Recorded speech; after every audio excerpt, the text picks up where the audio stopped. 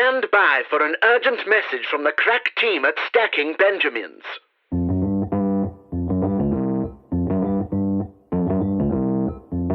Live from Joe's mom's basement, it's the Stacking Benjamin Show.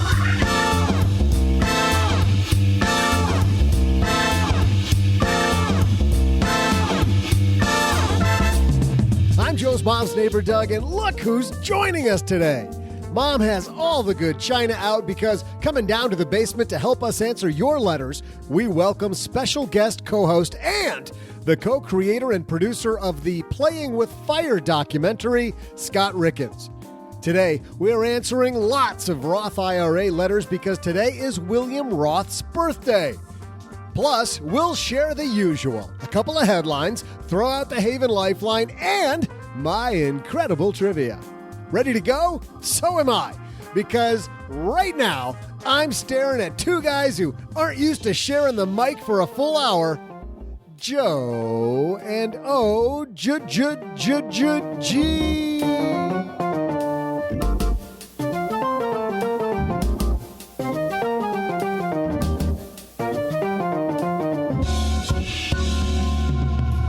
It's about time we got somebody to help us carry this show.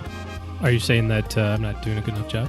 Well, I'm just saying that we might have somebody in the wings. Is this some kind of weird tryout thing that I'm the old quarterback, but you're bringing in the new guy, and I'm supposed to still teach?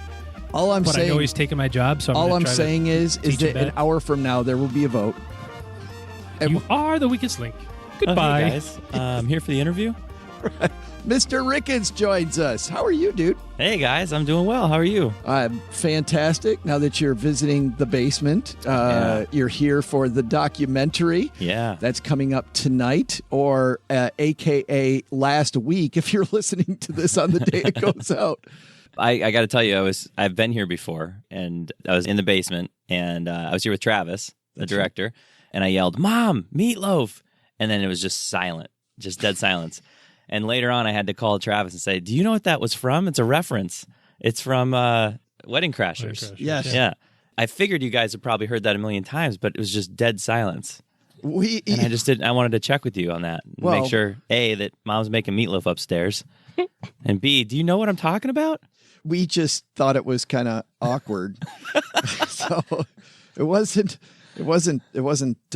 anything to do with. Yeah. You hungry? Hey, Ma! Can we get some meatloaf? Chance, I think I'm okay. I had a bite right before I came over. Thank you. You sure? You know what? I will have some meatloaf. Let's have some meatloaf. You want some? I need to. Hey, Mom! The meatloaf! We want it now! The meatloaf! I don't know what she's doing back there. I don't know what she's doing stuff. Thank you. I feel redeemed. So just so everybody knows which voice is which, I'm Joe Saul-Sehy, Average Joe Money on Twitter. We might as well introduce most ourselves. People figured that out. Yes. We've got OG here. And, of course, as we just mentioned, Scott Rieckens is here. For people that don't know about the documentary, the book, you've got a podcast coming. Tell everybody what you did. What have you done? Yes. Well, I made a film about the fire movement. I wrote a book about my wife and I's first year experiencing what it was like to implement the strategies of the fire movement. And now, we'll be producing a podcast basically as a follow-up to the story that you can follow along with on the doc to kind of keep ourselves in check and give ourselves a weekly update on our own fire journey, and also to kind of cover the going-ons and the happenings of the fire movement on a weekly basis. So I'm really looking forward to that. Actually, this whole project, when it started out, my original idea was just to start a podcast because I really wanted to. I used to be in video production. I still am in video production.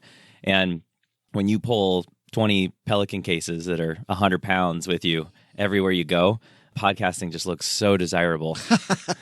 It is. You haven't seen what Joe brings to away games, have you? I haven't. Hanging out in your mom's basement all day making podcasts, it's a dream come true. It's amazing. By the way, another thing that is a weekly update, Scott, is The Stacker. This episode of Stacking Benjamin is brought to you by The Stacker. That's our weekly newsletter where you can find out everything that's happening in the basement and get nearly weekly money lessons from me. StackingBenjamins.com/stacker. We got Scott Rieckens here, got OG here. We've got your letters. It's William Roth's birthday. Mom's got a cake, so let's get this party started. Hello, darlings. And now, it's time for your favorite part of the show, our Stacking Benjamin's headlines. So is this dude still alive? Mr. Roth passed away some time ago, unfortunately. But his legacy lives on. Yes. Every time somebody decides to use the back door with the Roth. Oh, boy. Did you see the thing on Twitter the other day about somebody saying Roth, capital R, lowercase OTH, is a person's name? It's not capital R, capital O, capital T, capital H. It's not an abbreviation. Yeah. Yeah, it doesn't stand for anything. It doesn't stand for that. No. Or stand for anything. Well, it does stand for something, that dude. Yes. Stands for him. Who was from Delaware, by the way. He was a senator in Delaware. Did you know that? Makes sense. Yes. How was he as a human? Was he a good person? He's very tax-free. Yeah. He's very free. Yeah. He's freeing. Yeah. I like him. He wasn't very taxing to be around. You're right. He wasn't. Yes. Let's get way better than mine. Yeah, that was a good one. Our first headline comes to us from the Globe and Mail. We're going to go north of the border with this one to Canada. Mate. Downsizing to one car. This is by Rob Carrick. Downsizing to one car from two can do wonders for retirees' finances. Rob writes, as terrible as it is for your finances, owning two cars is often unavoidable. Take two working parents, add kids, and you have a strong convenience-based case for paying the many costs of owning and maintaining a pair of vehicles. At a home in the suburbs, the argument gets even stronger. But owning two cars stops making so much sense later in life. In retirement, you can save a bundle by going down to one vehicle. And I wanted to talk about this. This is a conclusion that Sylvia Thays, associate financial planner at Caring for Clients, came to recently when drafting a financial plan for a couple looking ahead to retirement. In the initial conversation, one of the two was insistent about building continued ownership of two cars into the financial plan. Quote, when I talked to her, she really wanted to keep her independence. She wanted to make sure she would have her own car, even in retirement. Then Miss Thays showed her client the benefits of going down to one vehicle in retirement. Listen to this, guys. By adding the money saved to their investments, the couple would have 2 extra years of living in their home before it had to be sold to generate retirement income. Their net worth would increase by a future value of $678,000 just by getting rid of one car. What kind of cars were they driving? That seems like some generous math, but okay. Yeah. Well, if it appreciates at 36%, Exactly. your investments. And a Porsche 911 is your threshold. But you guys did that. Scott, you guys downsized from 2 cars to 1. Yeah, we designed our life around that functionality, and it has drastically improved our quality of life. And I have a really fun and functional suggestion or potential suggestion to get around this whole one car issue. I recently purchased an electric bike, and these things are getting more and more incredible every day. I mean, it gets 20 miles an hour in speed. I get about a 40-mile range. So you can go just about anywhere you would go in a car based on average daily driving of a U.S. person. And obviously, there's a lot of caveats to this. You have to live in an area that's got a decent and relatively safe bike lanes, things like that. And you have to be able-bodied enough to actually be on a bike and things like that. If we're talking about later stage retirees, that might be a consideration. But if you meet those criteria, if you have a bike-friendly area at all, if you're able-bodied and you can run around with these things are like car replacements. And there's this awesome company called Rad Power Bikes, and they're doing everything online, so they don't have a bunch of overhead with a bunch of different storefronts. And all their bikes are $1,500. So compared to the price of a vehicle, ongoing maintenance, all these things, an electric vehicle is far, far cheaper and gives you a hell of a range. $1,500 second car, not bad, OG. Yeah, I was going to say, we were just in Omaha a couple of weeks ago for the College World Series. It's not a huge town, but big enough downtown. And they had all the scooters that you could rent, with the app and whatever. Mm-hmm. And we had so much fun just kind of screwing around on that. I told my wife for a gift idea, I said, you should get me a scooter because then I don't actually, because I work from home in the basement a lot of times. A lot of times I'll walk, it's like 2.5 miles to go get a cup of coffee or something like that. It's good exercise. But there are times at my home where it might be just a skosh too warm to be outside for a really long period of time. So that might be a fun alternative to getting in the car. I wasn't even thinking about it from a cost saving. It's just like, the whole getting in the car and starting the car and the, I would say environmental issues. I was thinking about just healthy living too. Yeah. I mean, you're outside as opposed to whatever. Yeah. It's better for your mental health. It's better for your physical health. Yeah. Yeah. And they're super fun. I've only do used look cool. an electric bike once, and it was really cool. There was a big hill we had to go up, and I'm pedaling away, and the second we hit that hill, all of a sudden there's this, and I pedal at the same rate, and it just brings me right up the hill. I'm like, I'm kind of curious about that because we have a hill in our section of our neighborhood. Right. And I'm kind of wondering how it'll do going up the hill. But with the electric scooter? Yeah. I don't know. I was in San Francisco running around with an electric scooter, and there's some crazy hills there. I didn't know that. In San Francisco? You didn't know that? Yeah, they're pretty drastic. You should have said spoiler. Oh, man. But it was easier than walking up the hill. Yeah. But the second thing, just getting rid of the, let's say you can't get rid of the car, like Rob's talking about. For some people in the suburbs, don't have bike lanes. Maybe the electric bike that far to work doesn't make sense for them. Mm-hmm.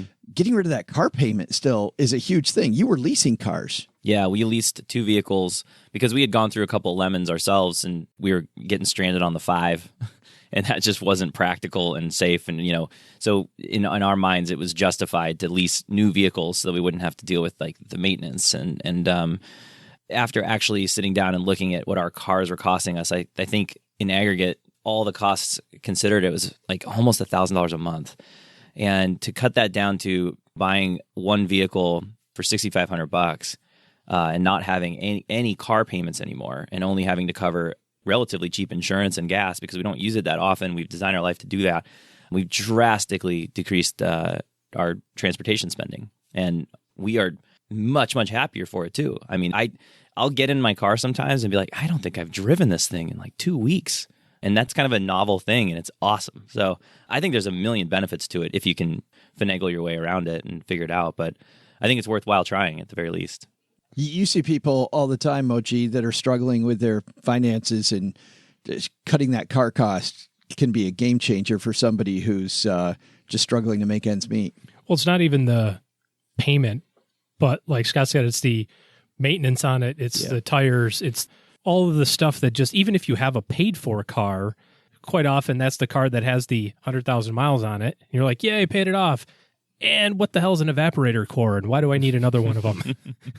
And they're like, well, we'll tell you, but first give us a check for $4,200 and then we'll tell you what it's used for, So it can be really frustrating even after that. And that's where you get into those mental games where you're like, I should just lease a freaking car, because after I take all the payments that I made for the last 5 years and then lump in these very odd timed, never a good time, by the way, $4,000 expenses of, and then the alternator went out, or then this went out, or whatever, you go, well, I should just get a new car every 3 years.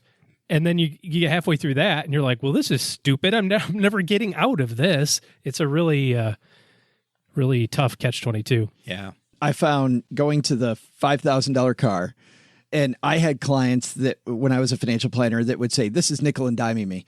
And I would add up those nickels and dimes you're talking about, because it's usually not the 4,500. It's like, well, I had to put these tires up in my rotors, whatever.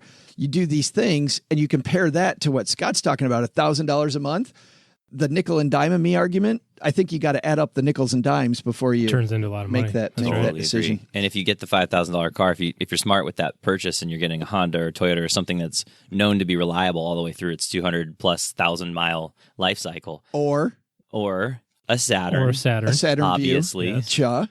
There's only a few they're still left in out business. there. Those things are going to go. Sure, it's easy to find replacement parts for that. You guys don't have to rip me at the same time. I'm sitting right here. Another quick piece of this is when you have a newer vehicle, especially, or even a leased vehicle, one thing that I've noticed, my folks actually just got a fairly new vehicle, much to my chagrin, and it's brand new. It's like really well maintained. They kept talking about like, man, there's not even a scratch on this, because they bought it used. It's a Toyota Tacoma. They got a truck because my dad's a truck guy. It's like not even a scratch. And when I heard that, I was like, uh-oh. Jinx. Yeah, because you've got this really nice car, and then you feel like it needs to stay really nice. And then when you inevitably drive into a parking lot and somebody dings it and drives away, and no kidding, within 3 days. Oh, no. Yep. Somebody like backed into the corner, and these things are like meant to crumble. So the bumper looks like it, got smashed with a sledgehammer, and one of the backlights is cracked, and it's what a pain in the ass. I was going to say, I know a Toyota minivan that kind of experienced the back corner of a garage because the beeper thing wasn't working, allegedly. I don't know. Seems like it always works when I drive it, but Yeah, but the stress involved with that, right? And the feeling that you have when that happens, it's like terrible. Yeah. As opposed to if you have like my vehicle, for instance, I could care less what happens to that thing. Like, as long as it's not like this egregious hole in Out of my way, people. Yeah. But a ding's not going to hurt my feelings. I'm not even going to notice it. Yeah. Our second headline comes to us from Market Watch. The best time to shop for just about anything. So last week we had Prime Day. Did you guys pig out on Prime Day, buy a bunch of stuff? Scott? I haven't opened up Amazon in a while. No, I didn't. I thought about it. They had discounted AirPods, so they got the new ones at the wireless charging case, and they were on sale for $20. Mm-hmm. And I was like, oh, they're on sale, $20 off. That's awesome. And then I went, but I wasn't going to buy them anyway. Yeah. At $179, why would I? I didn't need them. The ones I have are fine. So I abstained. I remember taking this class in high school. We had to take this. It was pretty cool. It was a consumer finance class. And I remember our teacher, shout out to Mrs. Bishop. Mrs. Bishop said, she's like, even if it's 40% off, the other 60% still has to come out of your wallet. Even though it's 40% less, the cost before you decided to even think about that was zero. And then you go, oh, but it's 40%. I got to have some of that. It's 40%. Come on. But if you do have to buy something, these guys talk about the best day. All right. And so I thought we'd go through a few of these. And by the way, this is written by Courtney Jesperson. 5 great times to shop. Number 1, Thursdays. Just any Thursday. It's just a good day. Okay. And then anything in particular on Thursday they should look for? And then Courtney writes, no specific reason. It's just a great day to buy. No. Courtney says shopping at brick and mortar stores on a Thursday afternoon or evening can be cost effective. This one isn't a guarantee every time, but it's a good bet, according to Christine Regine, a professor of marketing at Johnson & Wales University in Rhode Island, who holds a doctorate in business administration. Listen to this. Thursday is an important day for consumers to know because that's when stores take markdowns. They're prepping for the weekend. They know they're going to get the most foot traffic on Friday, Saturday, and Sunday, so they mark it down on Thursday. Mrs. OG does her grocery shopping on Thursday, but largely so she doesn't have to deal with people on Friday, Saturday, or Sunday. Well, I like that too. The other thing, by the way, you go to a restaurant, this one. Mondays. Don't buy steak or fish on a Monday because generally the new stuff comes on Tuesday. Mm-hmm. This is from Tony Bourdain's book. The new stuff comes on Tuesday, and the chef and his team or her team have been walking around all this stuff all week because it doesn't look great. And finally, they're at the bottom. So you're literally getting the stuff on Monday that everybody walked by. Number 2, Good to know. Holiday weekends are a good time to buy. In some cases, Mondays are better. Expect big deals on weekends leading up to holidays, says Darren Duber-Smith, a senior lecturer of marketing at Metropolitan State University of Denver. That can apply to an array of products, but particularly big ticket items like cars. A 3-day weekend's always great for buying, Duber-Smith says. That's just a general rule. When there's a day off, a Monday off, that's a big deal because it's 3 days of buying instead of 2. Popular sale weekends are President's Day, Memorial Day, and Labor Day. Everybody seems to be having a deal on those days. But still, I don't like the car lot analogy because you roll that thing off the lot and you're hugely depreciated. Well, sure, but what about the slightly used one or, the new to me type car? I think the benefit with the car purchase is trying to, this goes against what we were just talking about, but if you're going to get one, trying to not be in such a hurry because everything around that purchase in particular is designed to get you to make a decision that day. Yes. And if you can just say, no, I'll wait. Like, I don't care if I wait 3 weeks or 5 weeks or 8 weeks or whatever. I'm just looking until I find what I'm looking for. You'll have so much more availability and you will find the one like using your, Monday meat example that's just been sitting there and sitting there and sitting there. Yeah. And then you'll say, but that car's been sitting there for 6 weeks.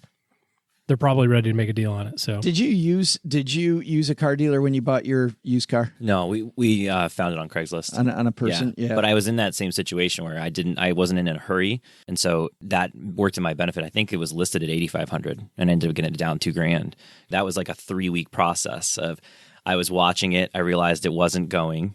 And then I hit them up and I asked to do a test drive and didn't make an offer. And I sat on it for a couple of days. And then I responded again, said, hey, my wife would like to check it out. Can I go? Slow playing it. You're Absolutely. Like a poker player. Absolutely. It was like, do you want me to buy this car instead of trying to make an offer on it right away? And, the same thing, my folks just moved to our area and they needed some outdoor furniture for their patio.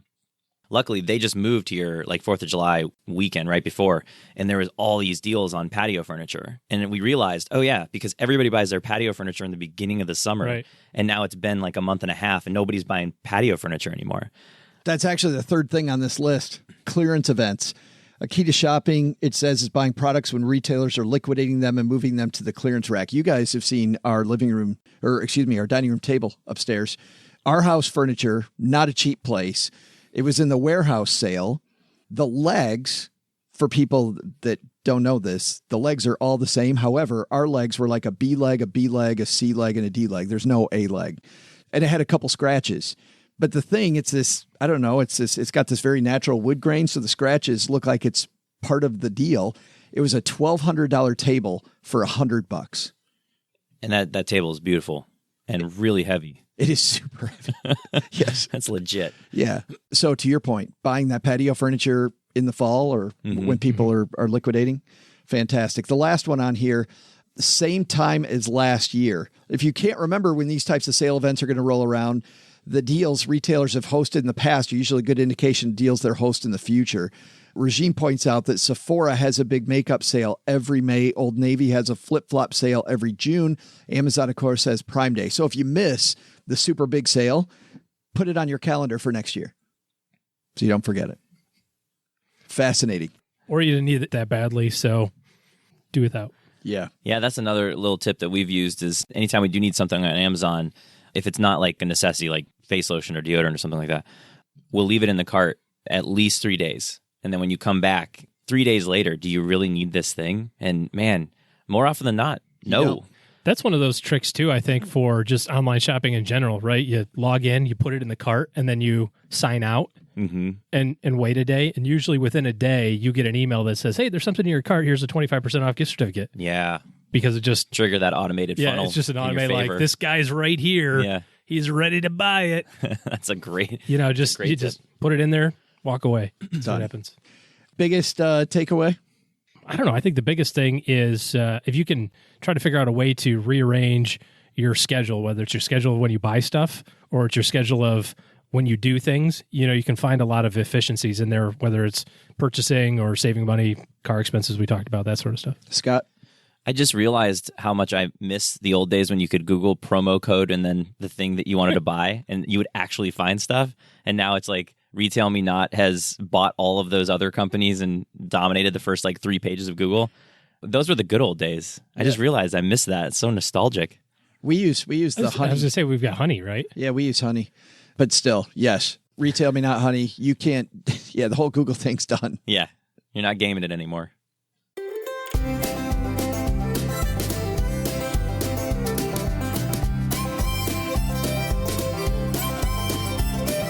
Well, today we don't have a featured guest. We have a featured co-host. So we also have the Would it bottom. be like a tri-host? Tri-host? Trial host. That's what I was leg.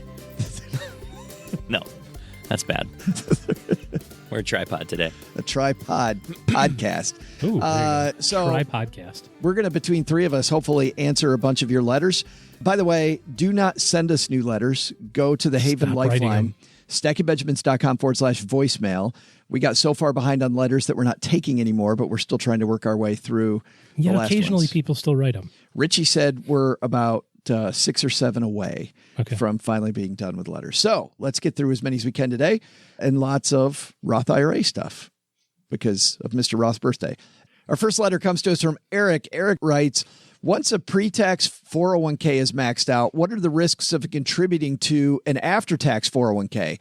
On exiting the company, it can be rolled to a Roth IRA per the 2015 rule, and financial aid for kids will not concern themselves with this asset. Just want to know if there's a tax risk when I leave the company. OG? So the after-tax contributions in your 401k can be taken out and put into a Roth IRA. A lot of times people do that immediately, like they do it at the end of the year. Largely, those after-tax contributions are going to be the last ones you put in. So you put in all your pre-tax or you put in all your Roth contributions, and then you're done. You've put in the $19,000. Well, the last 2 months, maybe you put in a little extra. So you don't have to wait till the end of your employment. You can take that money out immediately and put it into a Roth. The difference is that you're going to be taxed on the gain.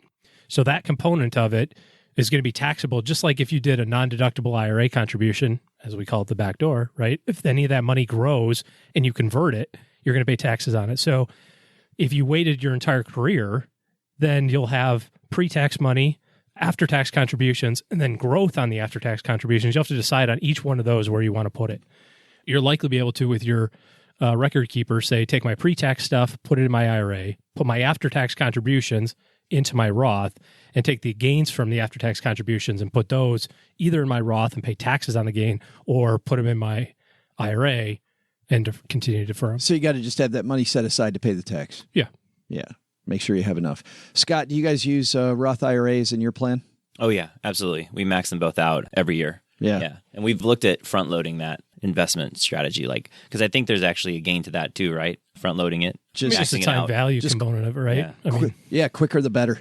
Right. Yeah. You and I were having a discussion yesterday, I think it was, about the market and about how you're starting to see people in different cities as you go around the nation asking the same question people ask us, which is, the market's pretty high right now. Shouldn't I wait? Yeah. You're seeing that. Yeah, we're running around the country. I think I've been through about 6 or 7 screenings now, and there's about 200 to 250 people showing up to these screenings every night, and we have these Q&As afterwards, and that's like the most common question. People are seemingly very worried somehow. It's weird that they're worried that the market's high, but everybody's worried that they're thinking this crash is coming, and so yeah, that timing bug is happening. It feels like everybody's starting to try to time the market, and I always just think back to a conversation I had with J.L. Collins one time where I was feeling this same way 2 years ago, and I was lamenting to him how I needed to move some money over into an investment, and I was like, should I wait? Because I feel like the market's about to dive, and you could feel his head shaking and his eyes rolling.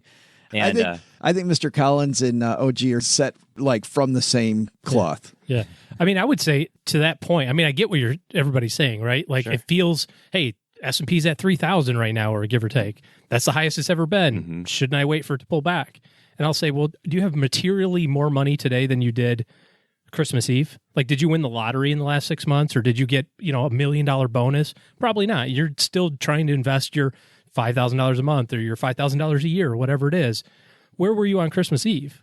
The market was down 20% at that point. If you were going to be an expert market timer, you would have been backing the truck up on Christmas Eve, but nobody was. Mm-hmm. Why? Because that same time, people were going, I don't know, it's going down. I think it's going to go down a little bit further. I don't want to put my money in now. It's like, well, you can't which side do you want to take of that argument? You got to pick one. When are you ever going to put the money in the market? Yeah, it's down 20%. You were waiting for it to decline. It's declined. Yeah. Do it now. This is actually funny, though, OG, because we were actually talking about this as well. Scott just happened to have some money available very close. Just at the bottom. To Christmas Eve. Just bounced off the bottom. And where 2 years ago, I don't want to put words in your 2 years ago, you would have gone, this time you didn't even look. You just put it in. So Absolutely. You were that guy. I just happened to be that guy. Total accident. I know it's never going to happen again. Better to be lucky than good, right? Absolutely, yeah. But I recognize that wasn't my genius. That was just pure freaking luck. But there was genius, which is put it in right now. Just put it in. Yeah. Sure, I was going to say, that's the genius part, right. Is that if you think about it from the time horizon standpoint, if you say, okay, when do I need this money? If you're going, well, I need it in 6 weeks. Well, it's not going to the market anyway. That's a stupid game to play. If you're going, well, I need it for my kid's education. He's 8. Okay, you've got a long time horizon. I need it for my retirement when I'm 92. You are not going to keep a record of the purchase price of the closing market value of the S&P 500 when you put in this year's Roth contribution when you're got 40 years on, mm-hmm. Like, just get it, just be done with it. I feel like the easiest mantra to just keep in mind is that age-old, like, time in the market is better than timing the market, period. Yeah. And no one can argue that because no one's a future teller. And unless you are, just put the money in the investment. I just saw one of the folks at Ritholtz. I don't know if you follow them on Twitter. I don't know, one of their... Barry? One of their... Barry? Me and Barry. One of their personalities there had the latest update of some stock market prognosticator that every year has issued like it's going down 70%. It's going to be the greatest decline of our lifetime. And he's got it back to 2010. So every year he's got a new, something. It's like, well, oh yeah, market's at an all-time high. It's about time for Bill to start complaining. Oh, there he is. There he is. He's called 17 of the last 3 down markets. That's right. Yeah. Samantha writes to us, by the way, thanks for the letter, Eric. Samantha writes to us and said, if I were to open a Roth IRA now by contributing $100 to the fund and then roll over $500 from a traditional IRA next year, can I then withdraw the $500 in 4 or 5 years? In other words, I'm not sure the 5-year rule begins with the opening of the account or when the funds were deposited in it. Thanks so much. Question about the 5-year rule in Roth IRAs, OG. Yeah, cool thing is that actually the 5-year clock starts the January 1, the year that you put money in. So even if you waited until this letter was written some time ago, it's now July, you put your $100 in now, the date on this is technically January 1 this year. 1. So you have all the way until December to, quote, start the clock for your 5-year distribution rules. I don't know why you'd want to use them, but you could use that. And it goes back to the first of the calendar year. But if she's rolling $500 over from a traditional IRA, does that have the same tax consequences? Well, I mean, she's going to pay taxes on that $500 now, right? Because she got a tax benefit already. So you're going to pay taxes on that. And then it's just because it's part of that same Roth IRA, it's just that account. So whatever money goes in, has the same 5-year rule. Yeah, gotcha. So it'll count as contributions is what I was going to say. I'm looking at the time. I'm getting a little parched. Doug is really excited about doing some trivia. So, guys, why don't we take a quick break? And, Doug, the microphone's yours. Hey there, trivia fans. I'm Joe's mom's neighbor, Doug. And today, we're celebrating the life of a man whose name, when mentioned, makes grown men's hearts flutter. Who else but William Roth? While the inventor of the Roth IRA passed away in 2003, his memory still lives on every time two money geeks wonder whether the 5-year rule applies to the opening of the account or the date the money goes in. You know, what most of us just call fun discussions. And while William Roth now holds the distinguished honor of being the Roth IRA namesake, that wasn't what the tax-free IRA plan was originally called. So here's your trivia. What was the original name of the Roth IRA? I'll have your answer right after this.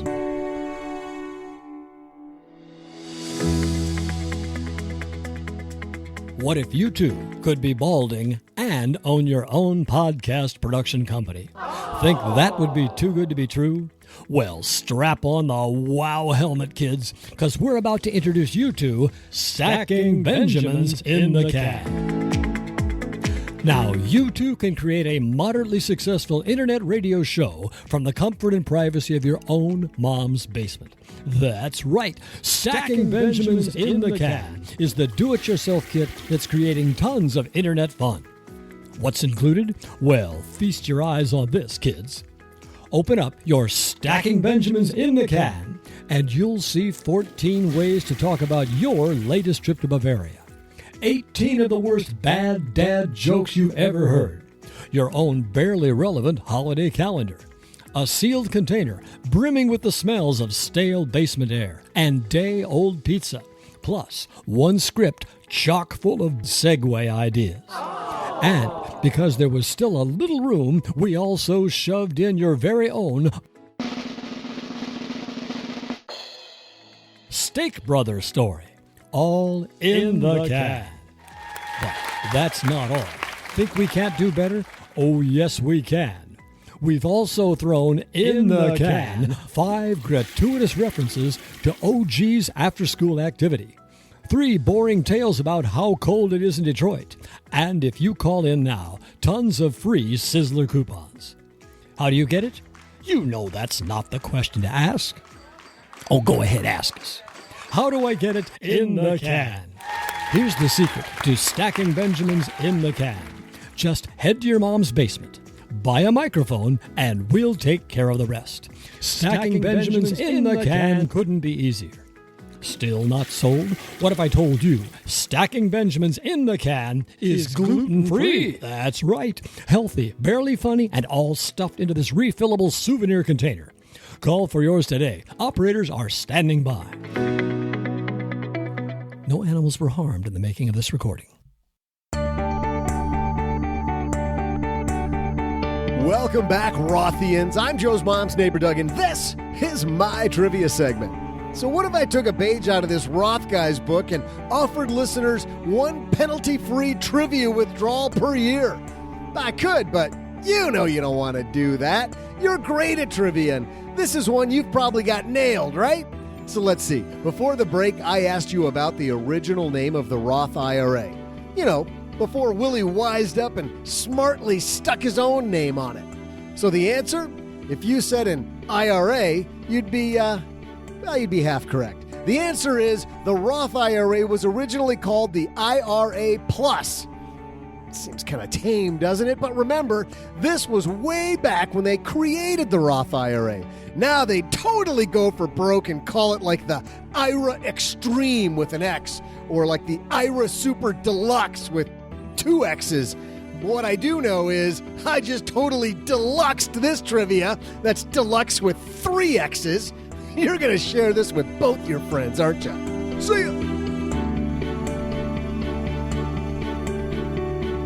IRA Plus Didn't know that. for the win. No, Scott knew it. Nope. He was. I'm trying to decide if that's a better name, though. Yeah, I don't. I feel like that might be a better name for it. It kind of is. I mean, you look at Canadians. You know, in Canada, it's a TFSA, tax-free savings account. Like, how great is that? Yeah. And we've got the Roth IRA. Seriously. Like, dude, did you really need your name on that? And do we need to make finance any more confusing? Come on. Imagine if Doug had created it. The Doug. Not good. OG I would do put that. my name on something. You totally would put your name on it. You totally. I don't know if Doug would or not. Hey, let's throw out the Haven Lifeline, guys, and tackle some of life's most important questions. Our friends at Haven Life Insurance Agency, they put what you value first. Scott, what are the 2 things you value most? Family and co-hosting. It's very well said. Yeah. Sucking up is always Try hosting. welcome here. Try hosting. 3 of us. Sorry, I forgot about you. He's already got you off the show. I know. It's your loved ones and your time. So nice job. Very close. It's why they've made buying quality term life insurance actually simple. If you head to stackingbenjamins.com/Haven Life now, you'll get a free quote. The application is simple. It's online. You get an instant coverage decision, affordable prices, and of course, they're backed by Mass Mutual, a more than 160-year-old company. Today, we're going to throw out the lifeline to our new friend, Josh. Say hi, Josh. Hey guys, I was wondering what you think about Fundrise and their ERIT investments. A little background on me. I'm 31, no debt, max out 401k and Roth to try and catch up since got professional degree and first started making big boy money about 4 years ago since I had odd jobs before. I currently rent in rural areas since rent is a little more than property tax would cost if I buy a home and not sure if I want to stay in the area. So all my investments are in stock market in some form.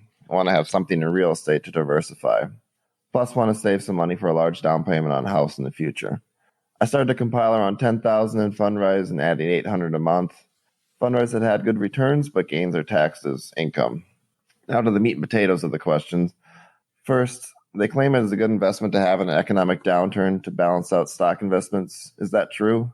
I was just wondering your opinion on the platform and if it sounds right for me, or should I just be putting money in normal REITs? Lastly, is my thinking correct about trying to save by investing for a house first, especially in my position, since property taxes near equal rent, or is buying now the best because of appreciation over the years? Sorry for the multitude of questions, just trying to actually learn something from the podcast. I even wrote out this question to attempt to not say anything stupid, so hopefully accomplish that. And hopefully the insight, writing it out, and practicing saying this was worth a t-shirt. Thanks so much. Bye. He is getting a t-shirt. So thanks for the question, Josh. You did nail it. Nice work. Okay, let's start off with real estate in the portfolio first, and let's do Fundrise later. How about that? Smart idea. Yes. Real estate in the portfolio. OG. Well, it's going to behave very similarly to your stock portfolio. The difference between a privately held REIT, which is Fundrise or any multitude of these other ones, or a publicly traded one is the liquidity. So my biggest concern was some of the timeframes that he listed out in terms of, here's where I want the money available. I'm trying to build my investment portfolio for this purpose to have a down payment on my house. And if it's privately held, the liquidity issue might become an issue. I mean, it might be that downturn happens and the REIT company goes, yeah, we're not going to do distributions right now. because it's invested in like a building, and they can't turn around and just sell, a couple bathroom, couple of the floors of the building, just to meet your demand. So I'd be concerned with. I don't know what else you're saving. He said $800 a month in that specific fund.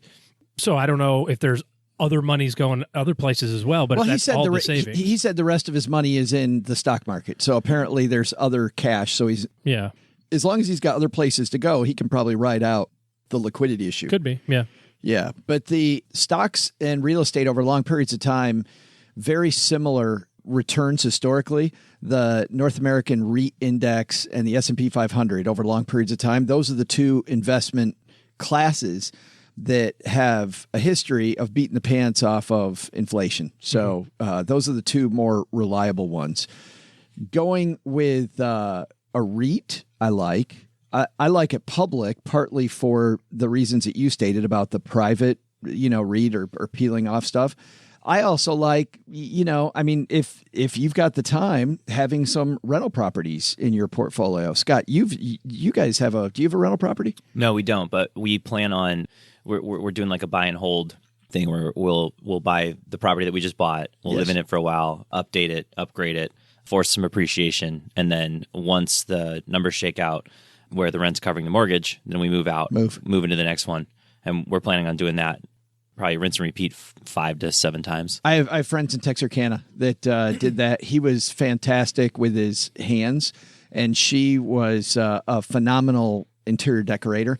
Between the two of them, the house, I have none of those skills, by the way, which is why I don't do that.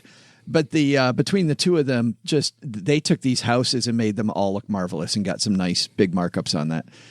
So real estate, Josh, good. As a diversifier, absolutely.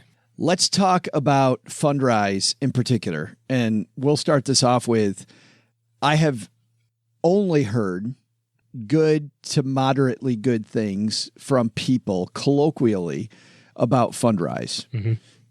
However, Josh, you're probably new to the show, so you may not know that Fundrise is one of the few companies that we have pointed to because we haven't liked the way they advertise their product at all. Fundrise used to have, before we started complaining about it, maybe other people did too, they used to say that their product was engineered for superior results.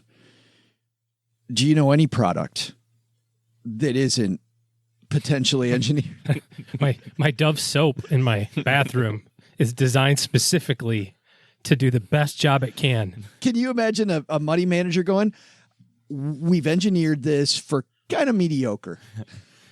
Poorly engineered for mediocre results.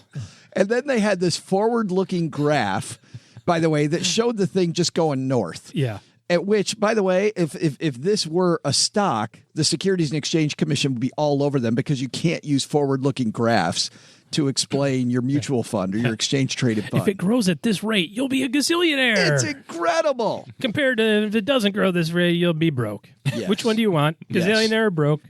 Yes. So I read, chart. If you want to be a gazillionaire, sign this. Yeah. In this engineering thing that we did, superior, you could tell just by the picture that we drew. See? Yeah. That's our podcast. Just listen to our podcast. Our podcast is engineered for superior results. Yes. Some of our viewers may say otherwise. But the second thing that we didn't like, or I didn't like, in particular, was they just came out this year with what they called an IPO. And it was a little I. Remember this, OG? This, yeah. Like there's an IPO as initial public offering. Fundrise had one with a little I, PO.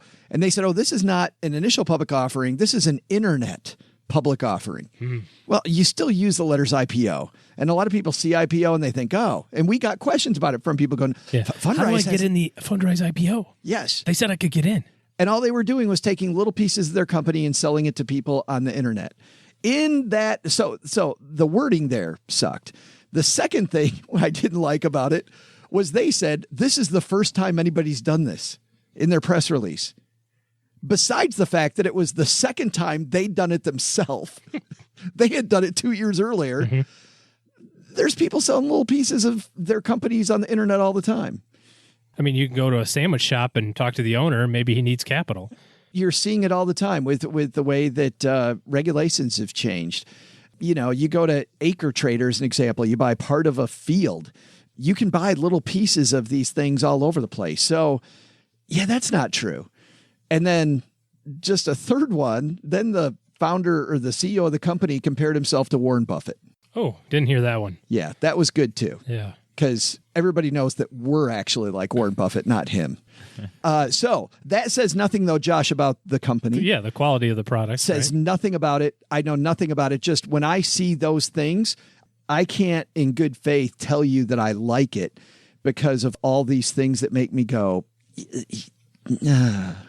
I'm really big on the liquidity piece. I mean, Joe, you were around back in the early 2000s when non-publicly traded real estate was kind of all the hot thing, paying really great dividends. And as the music started to stop in that game, people started realizing that there was a cost to having that high dividend. In fact, most of the time, people didn't even read the documents that came with it. And then you find out, well, actually, we're paying the dividends based on new money coming in. And you go, isn't that kind of like a Ponzi scheme? Like, well, yeah, but it's not in this case because it's a REIT. So there's different rules about what they have to distribute and that sort of thing. And it became really evident in my career anyway that liquidity was better than illiquidity for a lot of reasons. And you give some stuff up. If you go to a publicly traded REIT and you just type in, Vanguard REIT or whatever, you might be getting 3 or 4% dividend yield. Well, you could go get a privately held real estate investment trust right now and get 9 or 10. That's the trade-off.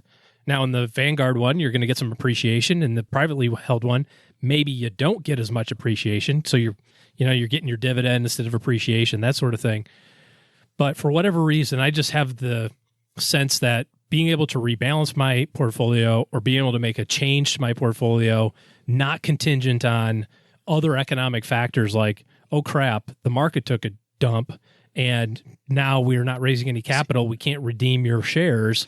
That doesn't bother me so much. I mean, It doesn't bother me if it's a small piece of your portfolio and you know that you're locked in. The frustration I always had was people would, if they bought a rental house, they would know, well, I can't go sell the bathroom. But then they go buy one of these privately held investments like, no, I want it out now. It's the same thing as going out and buying a house, just somebody else is doing it for you. You still can't have it. And I guess buying the property yourself, though, you can decide to sell the house and hopefully it sells soon enough. You can get the money in the next couple months, right? Right. But when somebody else is in charge, you can't, you don't have that ability. Yeah. But that still doesn't bother me that much if it's, 10% of your portfolio, whatever. Yeah. You know anything about Fundrise, Scott? I don't. No, I don't have any experience with that. Coming from sort of the FIRE mentality, it's like all of that sounds like a whole lot of work. And, low cost broad-based index funds is just, it's simple, it's easy. And then for me, I think you said earlier that your friend had like magic hands or something. Like, Joe, I think you can agree I have magic hands too. I'm just kidding. Whoa. I wasn't here at the party last night, but now I know why you two are a little sleepy. I just want to light a mood magic, here. magic hands going on. Yeah. But I really enjoy I enjoy like tangibly changing something at my house and forcing that appreciation and fixing things up and stuff like that. So for me, I look at, buying these houses and eventually stocking up our real estate portfolio that way as we're creating cash flow. And so it's liquid in that way that, once they're paid off, like we're creating a separate income. So for me, it's like when we're diversified, it's the stocks are sitting there, they're growing and we'll use them when we need them. And then we're working hard to pay down these houses so that we can generate a cash flow that'll cover our expenses.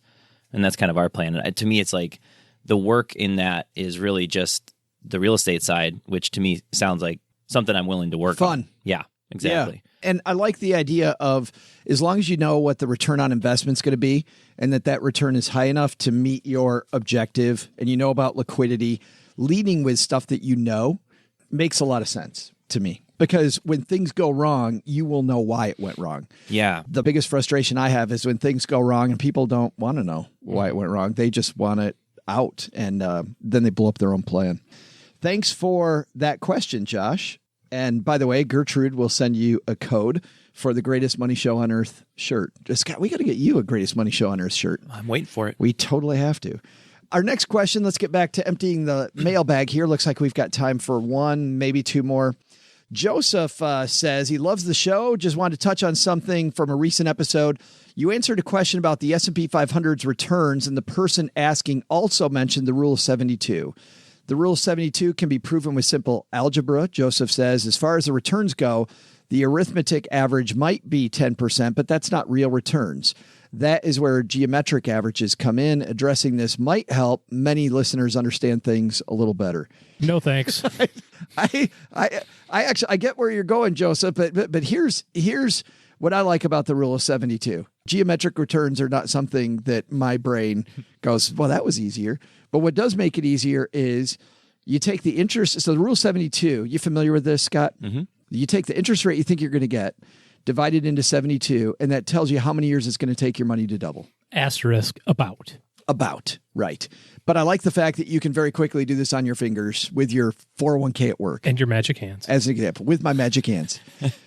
Yes, this is where my magic hands are good at figuring out the Rule 72. So let's say that you're 25 years old right now, and you've done a great job of saving, and you've got $10,000. So $10,000, let's say you're going to get an 8%. 8 divided into 72 is 9. Means every 9 years your money's going to double. Now at 25, people look at $10,000 and they go, well, that'd be a great down payment on a new car, right? And now I have debt and my 10,000's gone. But if you really want to look at the opportunity cost, you take that 10,000, you take your magic hand, and you go, well, that's not really 10 grand if I save it for financial independence, because 9 years from now, so at 34, it's going to double. It will double again at 43. At 52, if I don't spend it, let's say I'm going to wait till 60, 61. So that money, if you wait till after 60, 70. Okay, let's go crazy. We won't spend that money till 70, 5 times. So that's not 10 grand. In future dollars, using all 5 of my fingers, it's 20 the first time it doubles. The second time, then it's 40. It's 80,000. It's 160,000. And to OG's point, if you let it sit there till 70, you're looking at $320,000 versus $10,000 down payment. Yeah, $450 a month for the next 5 years. And a loan. Yeah. Yes, big change. So which would you rather have? 320,000. 911 he was talking about before is pretty sweet. Yeah, the new one. I've got the sound on my phone. You do? Yeah, he's got the sound on his mouth. He just did it. You don't even need the sound on your phone. Remember those days? The mouth sound days? Oh, that's crazy. That was a long time ago. There's probably not a lot of people that remember the drum roll. Oh, I know what you're talking. I didn't even remember the drum roll. Yes. Are you going to do it? No. Oh, okay. It's retired. All right. Sorry. Someday, Scott. I thought because Scott's here, you do. He could do it. Yeah. I guess I'll settle for a T-shirt. Yeah. That's a close second. Let's do one more, guys. Let's get crazy. This question comes to us from Rob. You talk about market timing a lot in responses to questions. Generally, we talked about it today. Mm-hmm. Generally speaking, we should have all our money in the market right away, right? I ask because I hear OG state, he says 327 2019 episode, best thing you can do when the market's down 20% is back up the truck. But how do we do that if our money's already invested in the market? The implication is you have money sitting on the sideline. Isn't that just market timing? I would say that what I mean by that is maybe that's the time to make a change to your cash reserve. You know, cash reserve emergency fund is there for 2 reasons, emergencies, but also for opportunities. So if you've got a really strong cash reserve position, maybe you have 12 months of expenses and you see, hey, the market's down 20%. I'm not trying to time it on purpose, but I have 60 grand in cash. I can get by with 30 grand in cash because that's still an adequate, emergency fund. Now's the time to put that 30,000 in. Or if you're going to say, well, I was going to do, $500 a month into my Roth, but it's January of 2019, the market just came off of minus 20. I've got the money set aside to do $500 a month. Instead, I'm just going to do all 6,000 right now. But is that still market timing? Because the market just went down, so you're trying to take advantage of it. It's still market timing. Sure is. Yeah, absolutely. But it's from the perspective of I wasn't trying to do it. It just opportunistically appeared before me. A sale appeared. Yeah, I mean, it's. I wouldn't go out of my way to try to wait for it. We were just talking about this a few seconds ago. It's like, I'm not going to sit there with cash on the sidelines going, well, I think that's 3,000. It might come down. I'll just wait. It just so happens that I've got my money saved for my solo 401k contribution. Now I can put that in for the next year like everybody else does. Or, holy crap, I look up and dang, the market's down 20%. I'll just do it all right now. Yeah. That's a great time to and not just that, Rob, it's also think about increasing your savings during that time period. Like, hey, is there a place where we can maybe save more? Maybe you can save, even if it's not long term, just for the next few months, save a little bit more money. You can also, if your risk tolerance accepts it, you could take more risk with your investments and notch it into high gear. That's another way to do it. You can take money from a conservative section of your portfolio to a little bit more aggressive. Yeah. Potential. I think about it from the Warren Buffett comment, right? The be greedy when others are fearful and fearful when others are greedy. When everybody's freaking out, you just kind of have to go, well, what else could I do right now? It's no different than people opportunistically looking in areas, we were talking about Fundrise. Well, Roofstock's another company that comes up from time to time. Their whole business model is opportunistically finding single family rentals in areas that haven't blown up yet. Memphis or Jacksonville or Detroit, or you don't see a lot of Roofstock places in Silicon Valley. They're not there because that appreciation's already going on. So if you're an investor in that space, you wouldn't be looking at Manhattan penthouses right now. Probably you might be, if you are, the stackingbenjamins.com/OG. I'm just kidding. but no, I mean, it's the same thing. If you're ready to invest money, you got a gift from your grandparents for Christmas, and you're going, well, can I put this in, dollar cost average it in, or should I lump sum it in? Maybe you would normally put it in over the course of 6 months, and you go, it's down 20%. And the thing that frustrates me, though, Rob, that as we talk about this is if you do put in money from your emergency fund, if you do notch up your risk tolerance, that there's no guarantee that this isn't a longer term downturn.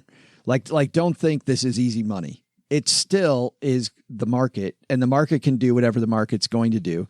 The frustration for me, as you were talking earlier, Scott, about asking J.L. Collins about should we wait on the market, the frustration is that in the back of your head, what that implies is when it comes down, it's going to go right back up again. And we didn't see that. 2000 to 2002, we didn't see it. We didn't see, market started sliding again 2007. We didn't see that for, 18 months, almost 2 years before the market started coming back again. So when you decide to make those moves, don't think it's a short-term thing. The market should always be, I think, a long-term thing. Aren't you excited when you start your podcast that you'll have people calling you out like OG just got called out? Yeah, specific to the episode, it's good. That was ruthless. We've got awesome listeners, man. Yeah. Was that getting called out, or was that clarification? Oh, you were getting... You read it as called out. Called out. That's right. I did put a little stake on it, didn't I? Yeah. Listen. Rob's like, I didn't mean it that way at all, Joe. Yes. I think that's going to do it for today, guys. Scott, thanks a ton for hanging out with us again in the basement. Yeah, thanks for having me. Really appreciate it. This was a lot of fun. So You're not hired, by the way. Not only do you have the film, which is at theaters everywhere. People can go to playingwithfire.co. We'll have that in the show notes page at stackingbenjamins.com if you're walking the dog. But you also have a book that is apparently on a similar topic. Yeah, it's similar. Yeah. And it's available on Amazon, and it enjoys, I think, a 4.4 star rating, so it's not terrible. Nice. I've heard it's a pretty easy read. It's takes about 2 to 4 hours to get through it, depending on how excited you are. My whole goal with my project is to try to create an entry point to the FIRE movement and financial literacy, because I was a moron. I did not know what was going on, and when I found all this, I became enlightened and my life changed for the better. And so that's kind of the approach we take. So if you do buy my book, please don't expect to get these incredible lessons down to the wire. Just like that book that you had last night that was like the overproduced, financial, beautiful card table or whatever book, coffee table. Yeah, the coffee table book with 1,600 graphs in it. Like that's not what you don't we've have done that here. We have not done that out. here. Yeah. So please don't buy the book if that's what you're looking for. But I will tell you that I love seeing your story change lives. We have a friend that we both met last night named Kathy, who said she started on her journey because she read your book. That's got to feel good. Yeah, I had goosebumps after I heard that. That was incredible because that is what we're trying to do. We're just trying to get people on the right path and help them feel better about their life and less stressed and all that. So we thought maybe if we do that through the emotional arc of our journey, we'd be willing to share that if it was beneficial. And it's really validating to see that happen. Someday, OG, we might help somebody. Someday. Through a beneficial arc. This might be the year. What kind of wording is that? I'm still drunk. That was quite a party last night. I hope I have a beneficial arc one day. Yes. I don't know what Did I say beneficial arc? That would be tragic. I think I said no. I think I said emotional arc, didn't I? I don't know. I wasn't listening. Okay. Something about an arc and water and a whole bunch of animals and magic hands. I think on that note, we're gonna pull the plug on this one. Doug, take it from here, man. What should we have learned today? You know what, Joe? I'm going to do exactly that. So here it goes. First, take some advice from the guys. Buying a car, making a smart purchase means fitting it inside of your budget so you can focus on those things you really care about and not just a sweet ride like my El Camino. If your El Camino is your favorite purchase, awesome! Go crazy! But if not, save some room for the real things you care about. Second, if you're looking for an item, ask yourself, when is the best time to shop for this? If you can get past the, should I be shopping for this thing at all? Well, maybe there's a better time to buy than right now. Your wallet will thank you. But the big lesson? Don't let Scott Rieckens have the remote control. That guy's all about documentaries, and more documentaries. No, I don't want to watch some butterflies mating again, Scott. Holy cow, somebody rescue me from this kid. Oh, no, I guess I'll take that back. Throw in some popcorn. I'll be right over there, Scott. Special thanks to Scott Rieckens. You can find more from Scott and Playing with Fire at the film's website, playingwithfire.co, or through our show notes page at stackingbenjamins.com. This show was created by Joe Saul-Sehy, produced by Richie Rutter-Reese, and engineered by the amazing Steve Stewart. Online, visit us on Twitter at SBenjaminsCast or on our Facebook page. I'm Joe's mom's neighbor, Doug, and I'm wondering if KY jelly is actually made in Kentucky. SB Podcasts may receive payment on the show from sponsors and guests in the form of books, giveaway items, discounts, or other remuneration. There's no way you would take advice from these dorks, but like Joe's mom always says, don't take advice from people you don't know.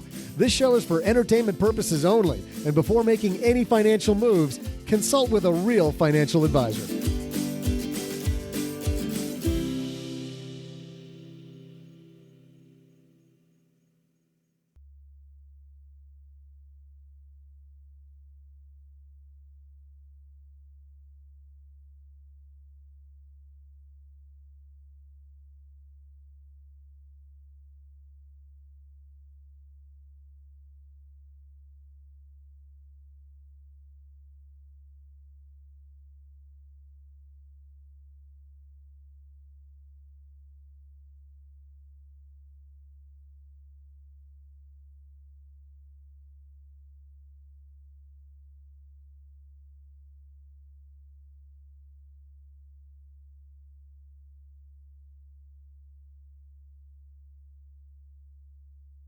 Welcome to the after show, Scott. This is the part of the show that doesn't exist.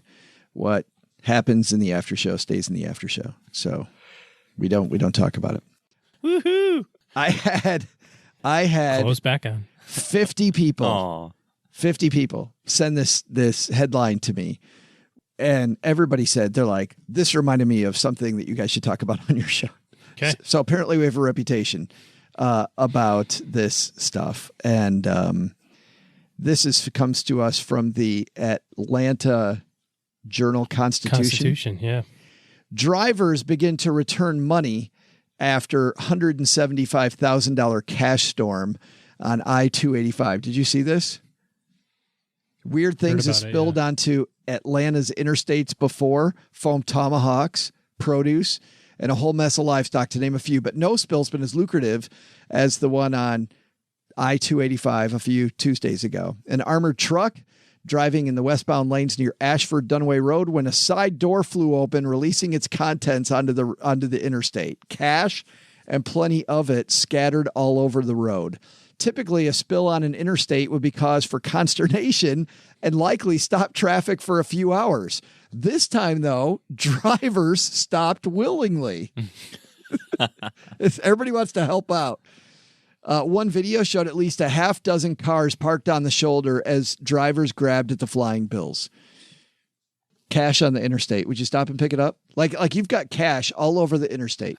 Would you stop? I mean, that's such a surreal moment. It's a state trooper's worst nightmare. But if traffic has stopped behind me, like, of course, I'm backing up. I'm hitting reverse.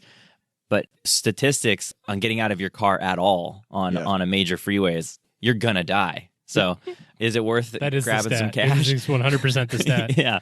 Is it worth grabbing cash? I don't know. We had the same thing. I was going to say, we had the same thing happen in Dallas. Similar story probably about a year ago. And the story that came after this was, P.S., we have all of you on film. Please return the cash. Like, it's not yours. And because the cops were there in no time, but they can't corral 40 people running around the highway trying to pick up loose bills. My luck, it would be all like singles. It'd be like, a nightly pickup from like a strip club or something. And I'm like, woo, and I'm risking life and limb for $11. Right. I wonder how that works. It's not illegal to pick up a dollar that's flying around in public. It turns out it is. I was going to say, I think since you know where it came from, you know it's not yours. Police are asking all the drivers who took advantage of the isolated cash storm, they're calling it. Yes. An ICS. Can you see the weather map? We've got scattered thunder showers over here, an isolated cash storm on 285. Those who took the cash could be charged with theft of loss or mislaid property, which is only a misdemeanor, though, under Georgia law if the property is valued under $1,500. Beyond that threshold, it's a felony, and punishments are increasingly serious. The law is the law. Dunwoody Police spokesman Sergeant Robert Parsons told AJC.com, you need to turn in the property. It doesn't belong to you. Reality needs to kick in. You need to realize this money belongs to somebody. Mm-hmm. Yeah. Yeah, I think it's because if you're walking down the street and here comes a $5 bill, you can pick it up. If it's a $5 bill and the person's running after it going, hey, can you help me? I dropped my purse. And you're like, hey, finders keepers. I think that turns you into an asshole. Sure. Yeah. And this, because it came from something that's not yours. Emo Phillips, the comedian, has a joke about this. He said, you find a wallet in the park. So he finds this wallet in the park and it's got like $500 in it. He said, then I thought to myself, if I'd lost my wallet in the park, what would I want to have happen? And then my brain said, I'd want to be taught a lesson. Yoink.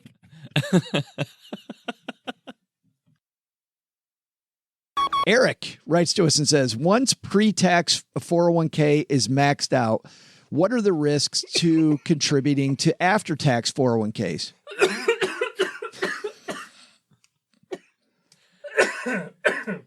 Sorry. There's nothing, like literally went down the road.